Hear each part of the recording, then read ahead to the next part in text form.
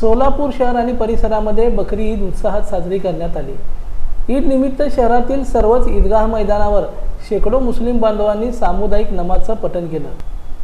आज सकाळी 8:30च्या सुमारास होडगी रोडवरील ईदगाह मैदानात मुफ्ती सय्यद अमजद कादी यांनी नमाज पठण केले। तसंच त्यांनी सर्व मुस्लिम बांधवांना शुभेच्छाही दिल्या।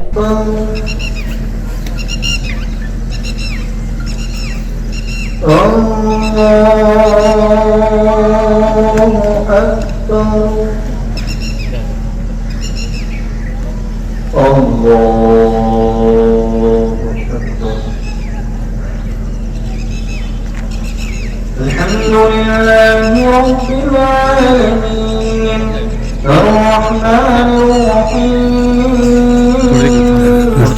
मालिकि यौमिद्दीन झाले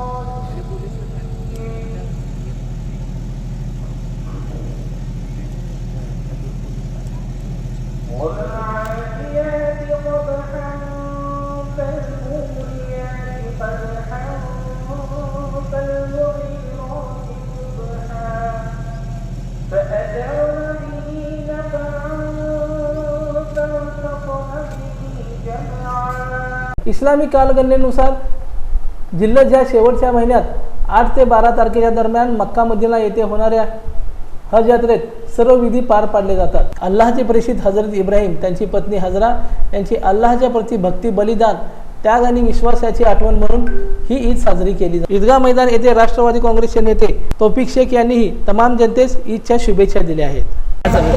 आज ईद उल अज़हा यानी बकरीद के मुबारक मौके पर तमाम सोलापुर शहर, जिला, महाराष्ट्र राज्य, पूरे भारत देश के तमाम हिंदू मुस्लिम भाइयों को आज ईद उल अज़हा की मुबारकबाद देता हूँ।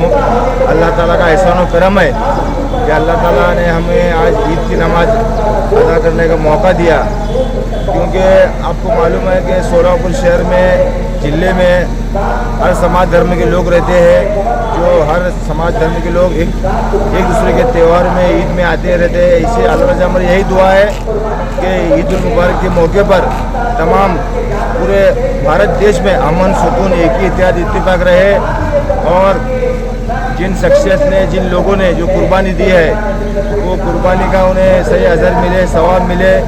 तो इसे एक बार तमाम भारतवासियों को ईद उल अज़हा की दिल की गहराई से सोलापुर शहर के राष्ट्रवादी कांग्रेस पार्टी की जानिब से, ताज सोशल ग्रुप की जानिब से, तमाम हमारे दोस्त ब्रदरों की जानिब से मैं दिल की गहराई से मुबारकबाद देता हूँ। लोकदर्शन मराठी चॅनलला सबस्क्राईब करा, बेल बटनला क्लिक करा व लाईक करायला विसरू नका।